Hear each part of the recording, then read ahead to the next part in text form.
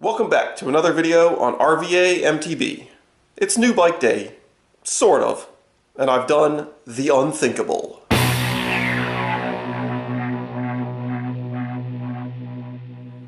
So hanging behind me is a bike that you might not expect. It's also a bike that I never really expected to get either. But it's here now, so let's check it out. It is not a mountain bike. This is a Windsor Clockwork. It's a single-speed road bike, and it is very orange. Before I get into any detail about this bike, let me first explain why I swore I would never own another road bike. Many years ago, back when I was in college, yeah, that's me there, had a lot more hair then than I do now.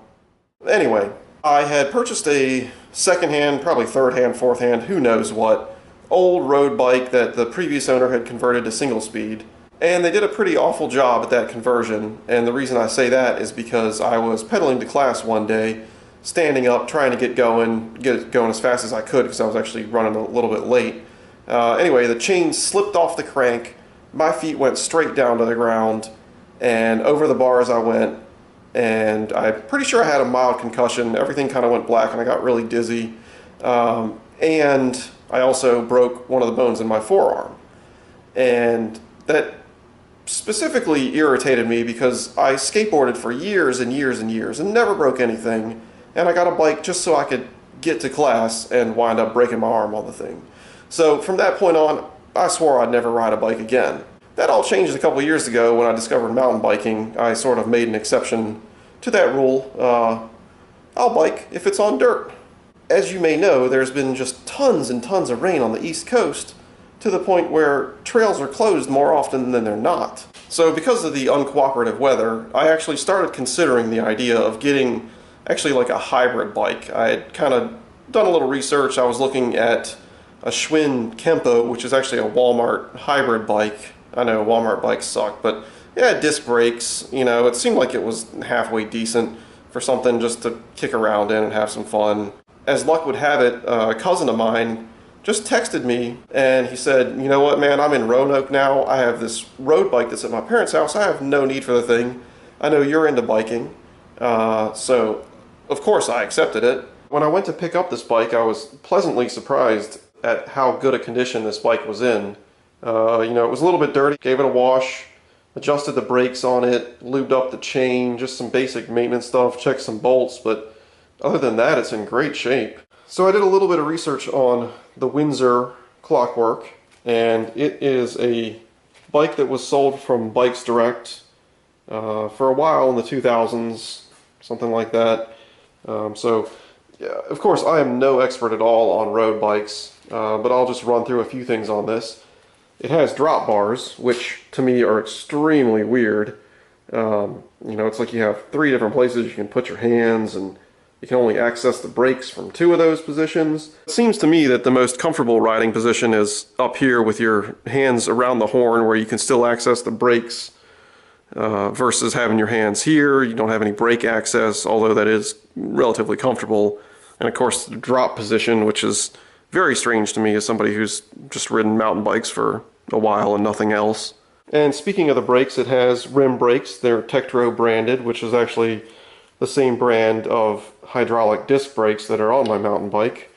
They seem fine. You know, they're obviously not as grippy and sensitive as disc brakes are, but they're just fine.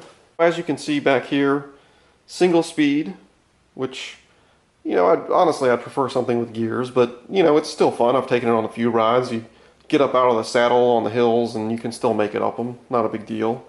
But one of the really cool things is it has a flip-flop hub on it. What that means is you can get a little sprocket to screw on here and then take the entire wheel out, flip it around, and then all of a sudden you're on a fixed gear bike. And this bike has brought new life to the little saddlebag that I used to have pre-dropper post on the mountain bike that became, you know, basically unusable once I got a dropper post. So, good spot for this thing. So I've taken this bike on a few rides already. I rode it once around the neighborhood just to kind of get the feel for it and see what it was like. And then I've done a couple lunch rides on it. I went out the Capitol Trail and then back a little ways. I also rode along Riverside Drive, which is, you know, if you're familiar with the area, runs basically the road that runs next to Buttermilk.